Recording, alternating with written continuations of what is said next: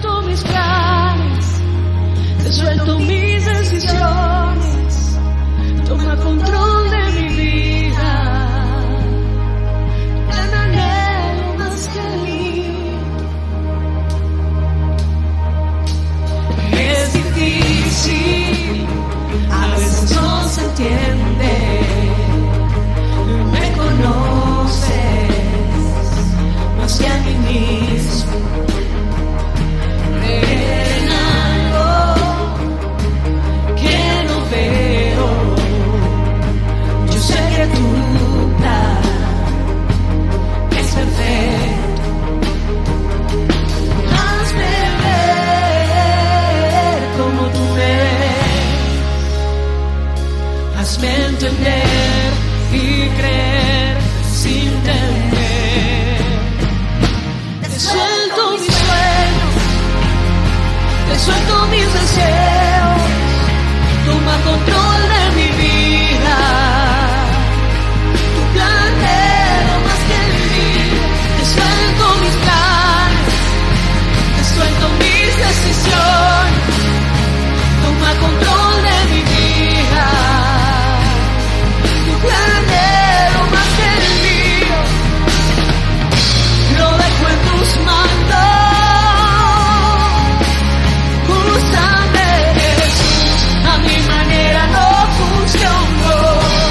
Lo que tú tienes es mejor, lo dejo en tus manos.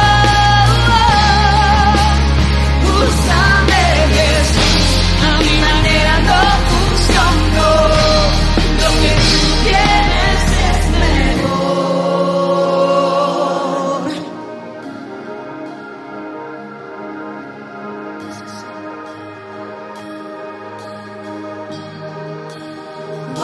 Te suelto mis sueños, te suelto mis deseos, toma el control de mi vida, tu plan era más que el mío. Te suelto mis planes, te suelto mis decisiones, toma el control de mi vida, tu plan era más que el mío. Te suelto mis cargas, suelto mis fallas, toma control de mi vida, tu gran anhelo más que el mío.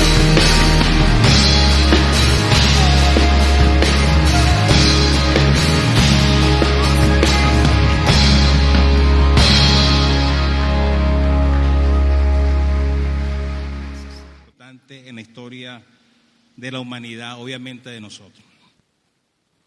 Hermano Carlos me hizo el favor de leer el pasaje de Lucas capítulo 24. Saben que este pasaje de Lucas 24, algunos teólogos dicen, escritores dicen que es el pasaje más hermoso del Nuevo Testamento. Es un pasaje realmente peculiar. Y si han seguido la lectura, se dan cuenta de que realmente tiene hermosos tesoros que tenemos que apropiarnos en la mañana de hoy. Yo quiero que ustedes vean, no sé si ahí tenemos en la imagen, una imagen de una persona. ¿La tenemos?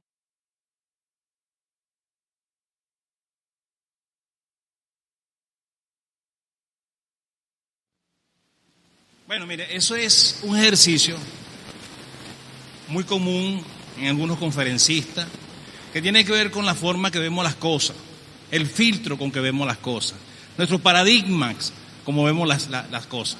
Uno la ven de una manera y otros van a insistir en ver una anciana, algunos, y otros verán la joven eternamente. El caso es que no podemos llegar a una conclusión como algo cierto. Cada quien está viendo desde su punto de vista. Precisamente de eso se trata el tema de hoy, de la perspectiva, de la manera en que nosotros observamos las cosas. La palabra perspectiva tiene una definición sencilla. Dice que perspectiva supone la contemplación del mundo desde solo un punto de vista, desde un ojo único que abarca todo el panorama. ¿Está claro? Perspectiva supone la contemplación del mundo desde un solo punto de vista. Hasta ahí está bien, ¿verdad? Es decir, desde como yo veo las cosas, así son. Y la gráfica obviamente nos demuestra que eso es verdad. Ahora fíjense bien, hermanos y amigos. Hoy vamos a ver tres perspectivas equivocadas acerca de lo que pasó en Jerusalén después de la muerte de Jesús, su sepultura y su resurrección. Pero estas perspectivas equivocadas nos las van a dar o nos van a mostrar hombres que estuvieron cerca de Jesús. No estamos hablando de fariseos, ni saduceos, ni los guardias, ni Pilato, ni el ciudadano común. Estamos hablando de personas que tuvieron 3 años mínimo con Jesús, viendo sus milagros, sus proezas y sus señales. Escuchando sus palabras donde él decía: es necesario que el Hijo del Hombre padezca, muera y luego sea resucitado. Ese sermón era un sermón por excelencia de Jesús en su tiempo aquí en la tierra. Quiero leerles algo de un escritor que me pareció muy interesante comentárselo en la mañana de hoy. Pongan atención, por favor, acerca de lo que ocurrió en Jerusalén esos 3 días después de la muerte de Jesús. Dice el escritor: unos pocos días antes que fuera apresado de noche en el Getsemaní, Jesús entró en Jerusalén en medio de gritos de alborozo de miles de personas, montando sobre un pollino, símbolo reconocido de paz y de evidente identificación con el Mesías. Estamos hablando del famoso Domingo de Ramos, Domingo de Palmas. Los gozosos súbditos del rey cubrían su paso con sus mantos, mientras que otros habían cortado ramas de palma, las colocaban en el camino empedrado y gritaban: Hosana, bendito el que viene en el nombre del Señor, bendito el reino que viene, el reino de nuestro padre David, Hosana a las alturas. Esto está en Marcos capítulo 1, del 1 al 10. Dice el comentario: él era su Mesías, quienes había prometido una vida abundante. Sus seguidores esperaban sin reserva que él, Jesús, se convirtiera en su rey y que Israel fuera otra vez libre y próspero como en la antigüedad. Pero menos de una semana después, cuando el sol se ocultaba en el horizonte y terminaba una semana inolvidable, el Hijo de Dios colgaba frío y sin vida en una cruz romana fuera de los muros de la ciudad. Sus fieles seguidores, los 12 apóstoles y los demás, estaban perplejos y desmoralizados al caer el sol y comenzar el día sábado. A la luz de las profecías que Jesús había cumplido, a la luz de las promesas que había hecho y dada la absoluta confianza que ellos habían puesto en él, nada parecía tener sentido. El pueblo quería claramente un rey justo, pero él estaba muerto. Los jefes de los sacerdotes estaban reabasteciendo el bazar de Anás que funcionaba en el templo, donde Jesús echó los mercaderes. Y los líderes políticos de Israel estaban buscando las maneras de sacarle provecho a la nueva popularidad de Pilato. Jesús no solo había sido incapaz de mejorar a Israel, sino que además el futuro de la nación parecía aún más sombrío que antes. Todo era desesperación y desánimo. Para sus seguidores, la cruz, escuchen bien, para sus seguidores, la cruz mostraba más derrota que victoria. La tumba vacía era el resultado de un cuerpo robado y no un cuerpo resucitado. Y esto ocurre cuando tenemos perspectivas equivocadas. Amén. Mantengan abierta la palabra de Dios en Lucas capítulo 24. Ya se hizo la lectura. Dios, te pedimos que hables a nuestros corazones. Mira nuestras perspectivas, Señor, de vida. Y te ruego en el nombre de Jesús que esas perspectivas, Señor, sean corregidas por las tuyas. Estamos ante ti, Señor. Bendice a nuestros amigos que nos están visitando. Aquel que no ha tenido el encuentro contigo, Señor, te pido que en el día de hoy, que en la mañana de hoy, tu palabra, tu maravillosa palabra, hable y toque su vida. Ponemos esto en tus manos en el nombre de Jesús. Amén y amén. La intención de Lucas del evangelista Lucas, al escribir este hermoso pasaje, y quiero invitarle a que lo vuelvan a leer en sus casas, es mostrar algo interesante, mostrar que Dios nos rescata de nuestro mar de confusiones y de frustraciones. Dios nos ve ahogándonos en un mar de confusiones y de frustraciones a diario y nos hace ver las perspectivas correctas que debemos asumir. Porque no solamente Dios nos rescata de las confusiones, de las frustraciones, de las excepciones que tenemos en la vida, sino que nos muestra el camino. Amén. Eso es lo bonito del Señor. No nos enseña lo culpable, lo confundido que estamos, sino que nos extiende su mano para sacarnos de allí. De eso se trata el Evangelio de Cristo. Nos rescata de nuestro mar de confusiones y frustraciones y nos hace ver las perspectivas correctas que tenemos que asumir. Hermano, mire, vean lo que dice Lucas capítulo 24. Ahí habla dos personajes. Hay dos personajes caminando a Emaús. Cuando habla de estadios, estamos hablando que esos hombres caminaron 12 kilómetros hablando. Y Lucas utiliza un recurso interesante en esa plática que tenían ellos. No estaban concentrados en lo que estaban diciendo. Estaban hablando al tiro, soltaban cosas, estaban como... No atinaban en el tema porque estaban confundidos, estaban decepcionados. Y las personas que están frustradas, que tienen todo esto, pueden decir miles de cosas sin coherencia. Lo que decían ellos era, bueno, hay un mal, nos pasó algo, pero no sabemos cómo explicarlo. Porque no sabían explicar todo lo que estaba ocurriendo. Y eso tiene un sentido, tiene una razón de ser. Cleofas, su acompañante, tenían claro todos los hechos. Todo lo que había acontecido, ellos lo tenían clarísimo, pero les faltaba algo interesante y algo importante. Les faltaba la capacidad de ver lo que nosotros estamos viendo hoy.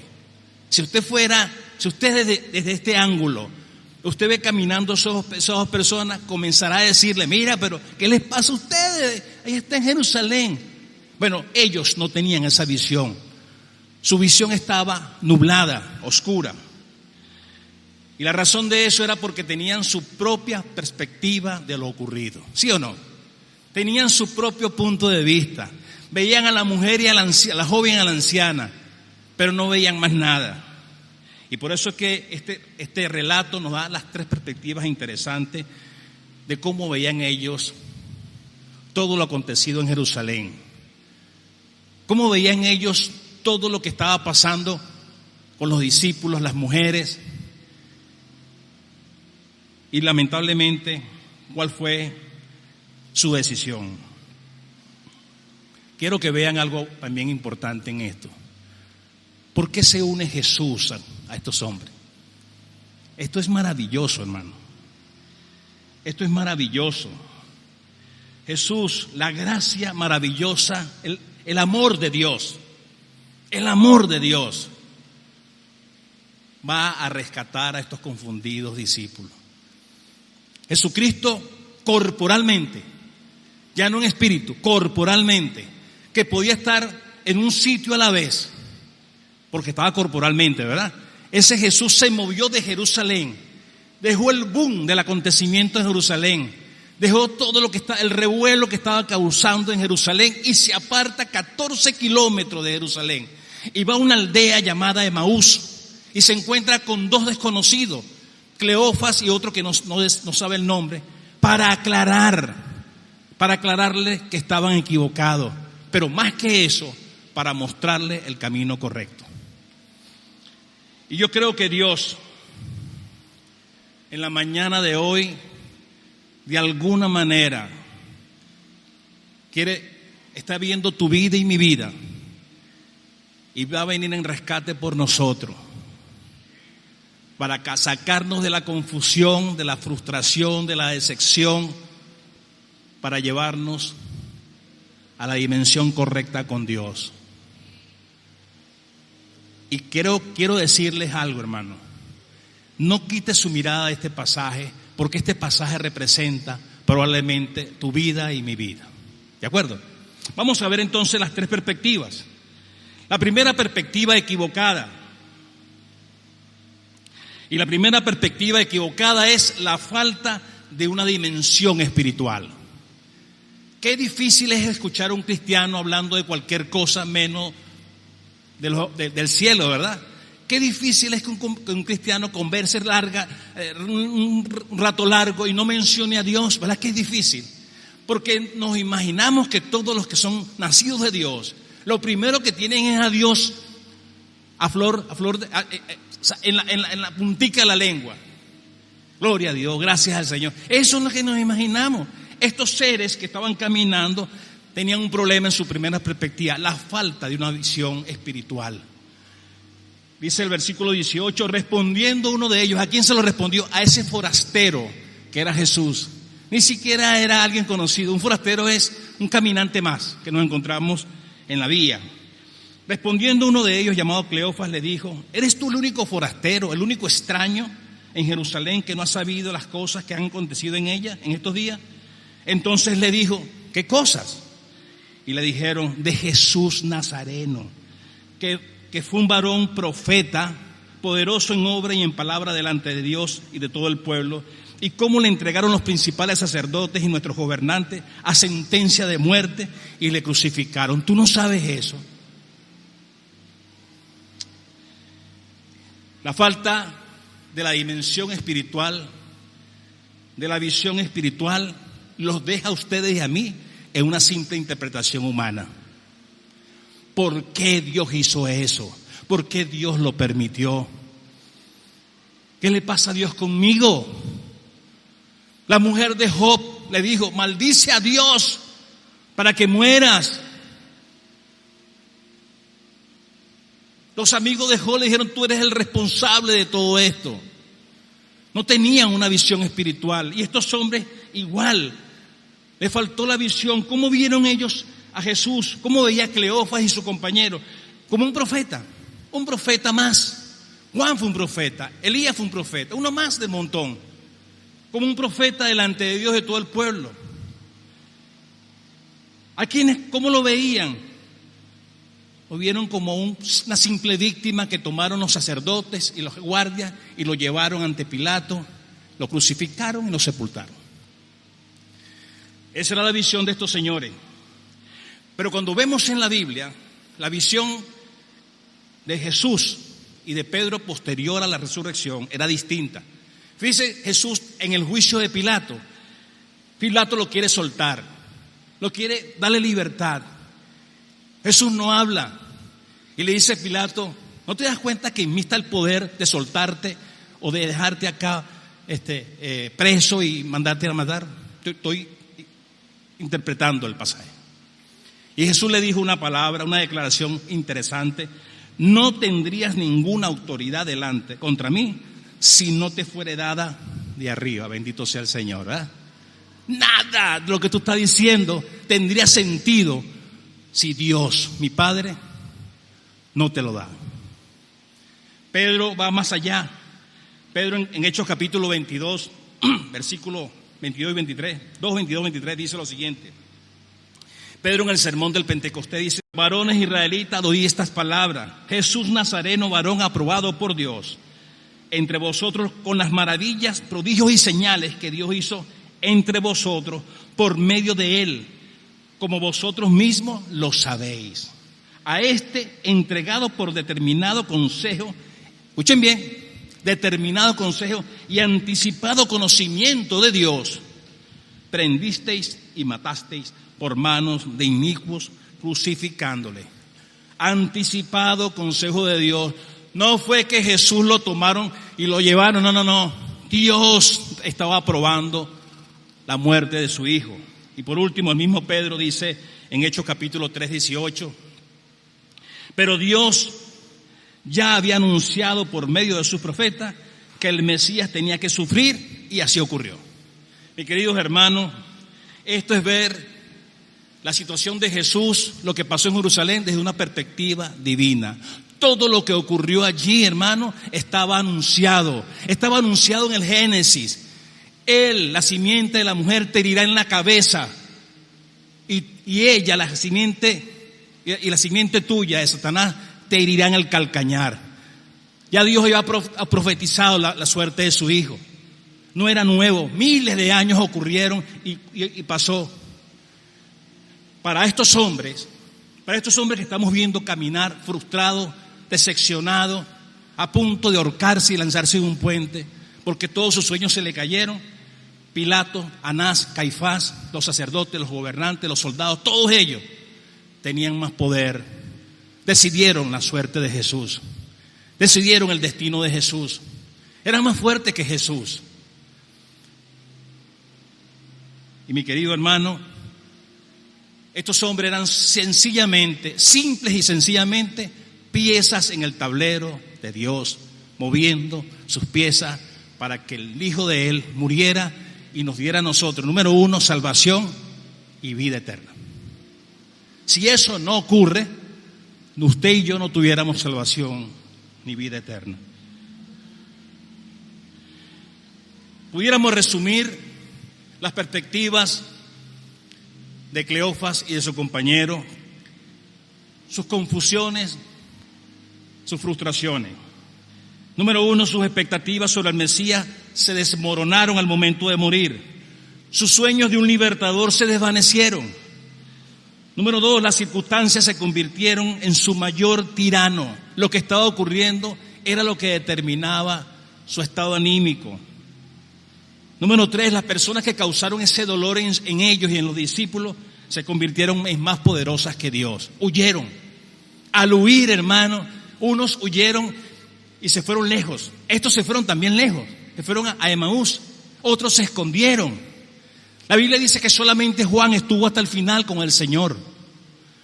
La Biblia dice en Marcos que todos se espantaron, huyeron, y que él, Marcos, salió envuelto en una sábana, porque había muerto un mártir más. Su visión se volvió terrenal y horizontal. Muchas veces tenemos una visión de Dios terrenal y horizontal. Veían a Dios indiferente a su problema. No había respuesta a sus oraciones. Todo su plan de vida con su maestro se vino abajo. Y algo interesante, hermanos, no palparon las circunstancias que tenían, la frustración que tenían. Insisto en la palabra frustración, la decepción que tenía, porque eso está siempre tocando a nuestras puertas. Esa frustración impidieron que sus ojos vieran a esa persona que estaba a su lado, que era el propio Jesús. Nunca podemos ver tan cerca a Jesús de esos dos señores como en ese momento. Casi lo palparon, partieron el pan con él, o él partió el pan con ellos, y no se dieron cuenta, porque grande era su confusión y su frustración, que no podían ver al Señor que estaba allí delante de ellos. Jesús tuvo una declaración maravillosa y le quita a esa primera capa, a esa primera perspectiva, le quita la ceguera y le dice: oh insensatos, versículo 25, oh insensatos y tardos de corazón, para creer todo lo que los profetas han dicho. ¿No era necesario que el Cristo padeciera estas cosas y que entrara en su gloria? Y comenzando desde Moisés y siguiendo todos los profetas, les declaraba en todas las escrituras lo que de él decía. Tuvo la paciencia y sentarse con él y decirle: en Génesis hablan de mí tal cosa, en Levítico tal cosa. Todas las escrituras se las declaró allí. Y usted dirá: bueno, ya se terminó el capítulo. No, todavía seguían ciegos. Todavía no lo veían, aunque él insistía. Perspectiva número 2. Perspectiva equivocada número 2. Lo que ellos esperaban determinaba sus expectativas. Dime lo que tú piensas.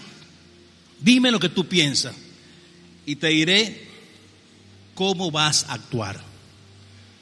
Dime lo que tú crees y ya yo sé cómo tú vas a caminar. Así que en estos señores, lo que ellos esperaban determinaban sus expectativas. Versículo 21 dice: pero nosotros esperábamos que Él era el que había de redimir o de liberar a Israel. todos los discípulos, toda la gente que seguía a Jesús, el pueblo que aclamaba a Jesús el domingo de Palmas o de Ramos, decía: Hosana, bendito el que viene en el nombre de David, del Señor. Veían a Jesús como el Mesías, y efectivamente Israel esperaba un Mesías victorioso, pero primero tenía que sufrir. Isaías capítulo 53 muestra ese Mesías sufriente, pero el pueblo no quería ese Mesías. El pueblo no quería un Mesías que lo habían golpeado hasta el cansancio. Ese no podía ser el libertador. Querían a alguien victorioso, y ese era el error. Nosotros esperábamos que Él nos iba a redimir a nosotros como nación. Íbamos a ser el país más poderoso como en los tiempos de David. Y Jesús siempre combatió esta perspectiva equivocada de la gente. Cuando lo fueron a buscar en el Getsemaní, apenas llegaron los soldados, Pedro sacó su espada y le cortó la oreja a un siervo sin son ni ton. Y tuvo que Jesús decirle: ¿por qué sacas espada? Al que espada, como dice el dicho, al que espada hierra, güey, no puede morir a sombrerazo, ¿no es así? A espada muere. Al que a hierro mata, a hierro muere. Así que las perspectivas de la gente era totalmente terrenal, se mantenían ciegos en su propia visión. Jesús combatió siempre esto, y yo quiero decirle, hermano, si esto fuera así, estuviéramos nosotros todavía esperando un Mesías. Lo que el Mesías traía en aquel tiempo y trae para nosotros es una dimensión distinta de bendiciones. Está por encima de la riqueza, está por encima de los bienes, está por encima de cualquier cosa que podamos imaginar. El plan de Dios para la humanidad no es solamente darnos vida abundante. El plan de Dios para nosotros como hijos suyos es vida abundante, una vida plena, completa, porque estamos completos en Él, pero también una esperanza de eternidad. Y la resurrección de Jesús nos muestra eso. Si solamente Jesús satisface nuestras necesidades, entonces, hermano, somos realmente seres muy incompletos. Quiero hacerle una pregunta. ¿Cuáles son sus expectativas en este momento? ¿Qué espera usted? ¿Cuál es su punto de vista de su vida, del mundo, de Dios? ¿Cómo ve usted a Dios en este momento? ¿Qué pasaría si todas sus expectativas se caen? Que lo que usted esperaba no se da, que las circunstancias nos pueden presionar. Si usted alguna vez ha sido vendedor, usted sabe como vendedor que no todos los días son iguales. No es que todos los días usted vende. Hay momentos en el mes que cae la venta. Y si ese momento del mes usted va a dejar de vender, usted no era vendedor. Lo que nos está diciendo aquí es que, ¿qué pasa cuando se nos viene abajo el mundo? ¿Qué pasa cuando una noticia grave llega a nuestra familia? ¿Cómo enfrentamos las situaciones que tenemos como personas, como familia? Más allá, ¿por qué usted no se deshace de esas expectativas? ¿Por qué usted en un acto de fe no le entrega esas expectativas a Dios? ¿Por qué en ese mismo acto de fe no le dice a Dios: Dios, te extiendo mis manos para recibir tu dirección? Un antiguo poema de un autor desconocido, una parte de ese poema dice: Señor, estoy dispuesto a recibir lo que me das, a carecer de lo que tú retienes, a abandonar lo que tú tomas, a sufrir lo que tú impones y a hacer lo que tú requieres. ¿Está dispuesto usted, o estamos dispuestos esta mañana a abrir nuestras manos y decirle a Dios: Señor, yo recibo lo que tú me vayas a dar? Tú sabes lo que yo necesito. Jesús conoce tus frustraciones y las mías. y no nos va a abandonar. Estaré con ustedes todos los días hasta el fin del mundo, lo prometió. ¿Sí lo dijo o no lo dijo? Y se fue 12 kilómetros a caminar como un forastero para aliviar las confusiones, quitar las confusiones y las perspectivas correctas a dos hombres que no aparecen más en la Biblia. Eso hace Jesús. Así que, hermano, ten cuidado, porque la manera que lo que tú esperas, eso determina tus expectativas. Y número 3, para finalizar. No habían aceptado que se había producido la resurrección.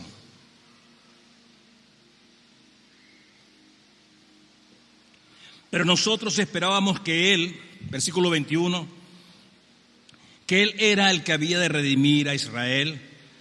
Y ahora, además de todo esto, hoy es el tercer día que esto ha acontecido, porque Él dijo que al tercer día iba a resucitar, ¿verdad? Aunque también nos han asombrado unas mujeres de entre nosotros, las que antes del día fueron al sepulcro, y como no hallaron su cuerpo, vinieron diciendo que también habían visto visión de ángeles, quienes dijeron que Él, que dice que Él vive. Los ángeles le dijeron a la mujer: Él vive. ¿Por qué buscáis entre los muertos al que vive?, le dijeron los ángeles a la mujer. Él ha resucitado. Y estos señores escucharon los testimonios, conocían de los hechos, pero les faltaba fe para creer. Y no eran unos cualquiera, ¿me están entendiendo? No eran unos cualquiera, no eran Juan Rodríguez ni Ocarlo. No, eran tenían rayas, estaban con los discípulos, eran unos privilegiados. Ellos no tenían fe, ¿qué les parece? No creyeron lo que Jesús había dicho. Porque si hubiesen creído de verdad que Jesús había resucitado, en vez de irse de Jerusalén, al escuchar que Jesús había resucitado en Jerusalén, se van a Jerusalén a compartir el testimonio.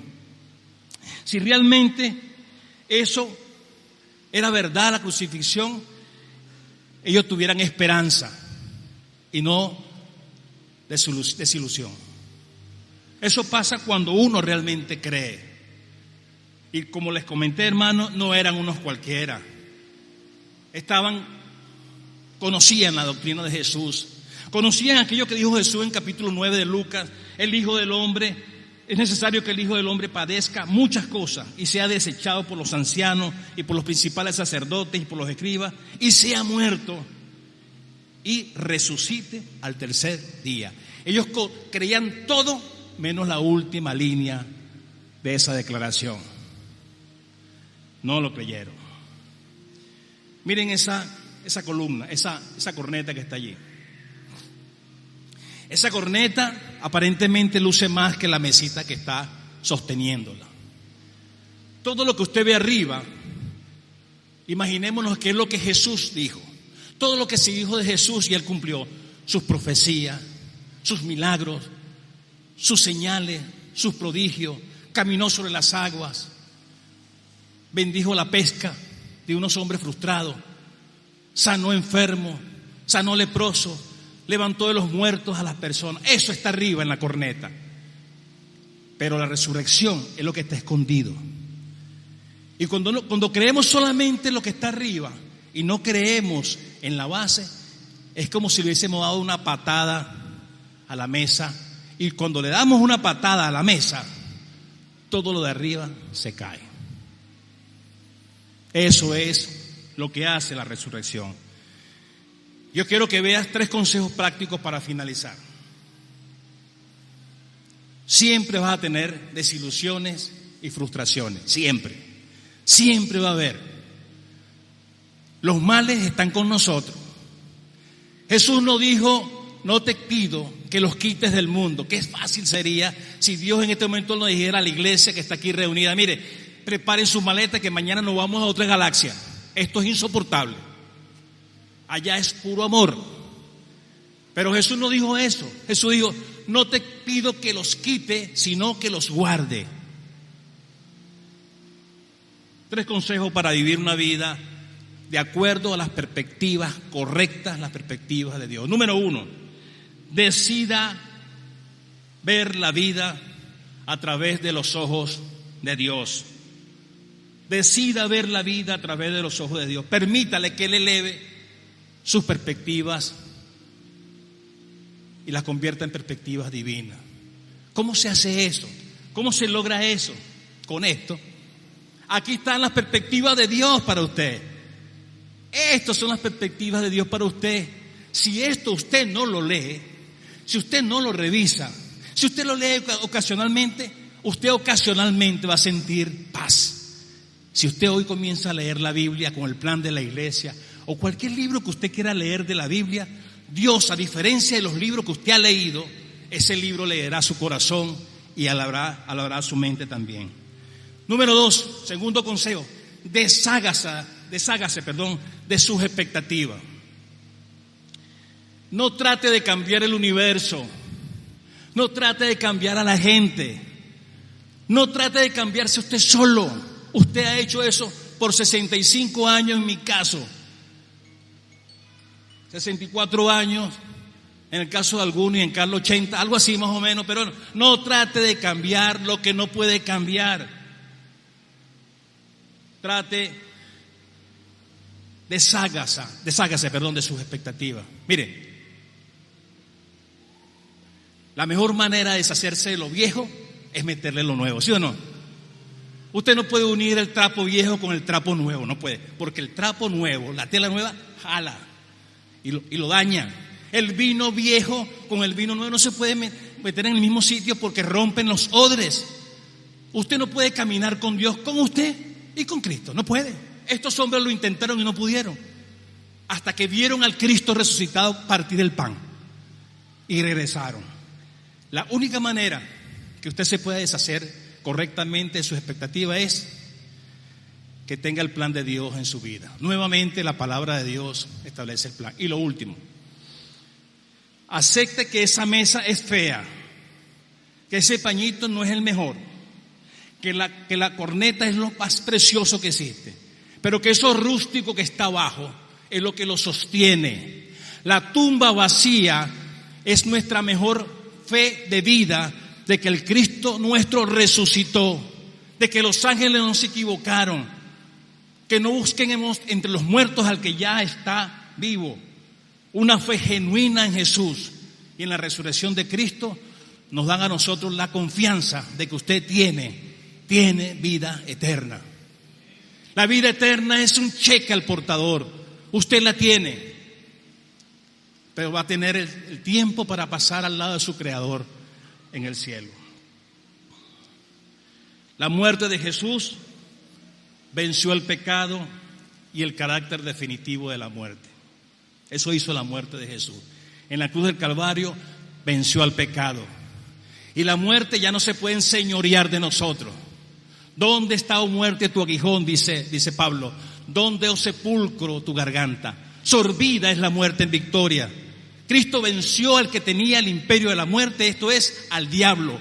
El cristiano no tiene que tener miedo de morir, tristeza por dejar a la gente que no quiere dejar, pero al final va a un camino cierto, a un destino cierto. Pero la resurrección nos da a nosotros vida, esperanza y razones para seguir comprometiéndonos y sirviéndole al Señor. El Cristo resucitado nos ofrece la vida eterna y la vida abundante que Él mismo tiene y disfruta. Cristo no nos ofrece nada que Él no haya experimentado. Y de la misma forma que el Cristo resucitado se presentó corporalmente y le reconocieron, usted también va a resucitar.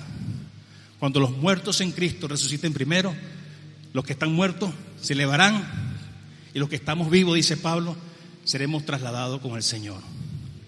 La seguridad con Cristo es maravillosa. No camine solo. Usted solo va a estar lleno de confusión. Camine con el Señor. Tome sus expectativas como las de usted. Entréguele eso al Señor. Deje de estar luchando con el mundo, luchando con usted mismo. Si las cosas no ocurren como usted piensa, dele gracias a Dios porque por algo ocurren las cosas.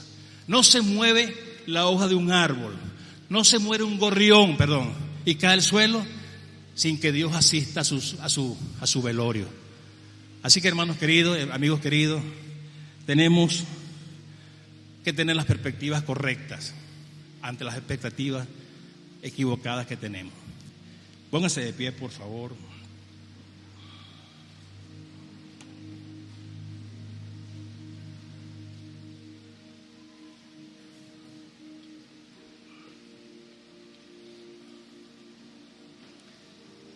Yo quiero darte unos minutos, 2 minutos, no más de ellos, para que tú cierres tus ojos ante el Señor que está allí. Cristo de Nazaret está por allí. El Espíritu Santo está allí en tu vida. Está caminando en medio nuestro. Está tocando nuestro corazón. Está diciendo a ti, mi querido hermano, ya. Descansa. Dame tus cargas. Dame tus frustraciones, tus desilusiones. Yo puedo con ellas, tú no puedes. Bendito sea el Señor. En un acto de fe genuino, entrégale eso al Señor. Entrégale tus cargas a Jesús. Él tiene suficiente fuerza para recibir todas las cargas de nosotros. Entrégaselo al Señor. Te doy un tiempo para que tú hables con Dios en esta mañana.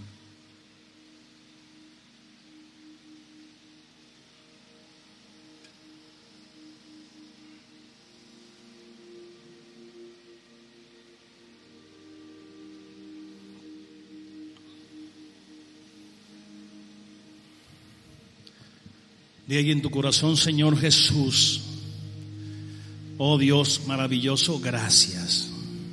Gracias por morir por mí en la cruz del Calvario. En esa cruz, Señor, declaraste tu victoria sobre la muerte. Declaraste tu triunfo sobre el pecado. Señor, ahí venciste a quien tenía el imperio de la muerte, esto es al diablo. Pero la resurrección tuya, Jesús, es el sello que tenemos nosotros de la eternidad. Y de la manera que regresaste y que durante 40 días estuviste en la tierra, de esa manera te vamos a ver a ti en los cielos, en tu nombre, Señor. Oh Dios, entregamos nuestras cargas. Yo te entrego mis cargas, Señor. No puedo con ellas. Te entrego, Señor, mis desilusiones, mis frustraciones. No puedo con ellas, Señor. Te entrego mi familia. Tú la puedes cuidar mejor que yo. Te entrego, Señor, mis finanzas. Son un desastre, Señor. Te entrego todo, Señor. Mi ministerio. Sin ti no hay rumbo en ninguna parte. Señor, en el nombre de Jesús, aquí están. Y quiero recibir, Señor, tu dirección, tu plan. Ayúdame, Dios, en esta mañana a verlo con claridad, a no ser ciego ante la presencia tuya.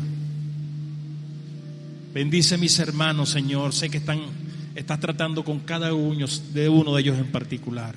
Bendice sus vidas. Oh Dios, que no caminen solo sin ti.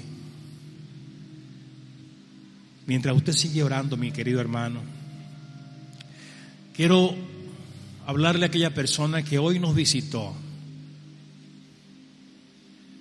que ha escuchado este mensaje, que también es un mensaje para usted, porque usted también está caminando sin Dios. Y caminar sin Dios tiene los resultados que ya vimos. Pero hoy quiero hacerte una invitación a caminar con Cristo. Camina con el Señor Jesucristo. La razón de la muerte de Jesús en el Calvario fue perdonar tus pecados en arrepentimiento tuyo. La razón era tomar tus pecados y clavarlos en la cruz. Y esa es la victoria de Jesús. Pero también quiere Jesús darte la seguridad de que si partes hoy de este mundo estarás con Él. Si tú no has recibido a Cristo nunca y no has entregado tu vida, yo quiero hacerte la invitación. Dile ahí en tu corazón: Señor Jesucristo, perdona mis pecados. Me arrepiento, Señor, ante ti, y no quiero caminar solo, porque sé que tú me amas. Por eso me trajiste aquí hoy. Oh Dios, bendíceme. Entrego toda mi vida para que transformes mi vida en la persona que tú quieres que yo sea. Si usted siguió esta oración, mientras los hermanos están orando, levanta tu mano para orar por ti. Si tú has recibido a Cristo, dile ahí, levanta tu mano para orar por ti al finalizar el servicio. Conversamos contigo para que tú sepas lo que Dios ha hecho por ti. Mis queridos hermanos, que el Señor les bendiga y les guarde. Que el Señor tome sus vidas esta semana y convierta su vida en una tremenda bendición. Recuerde que caminar con Cristo no es caminar a solas, no es caminar solo.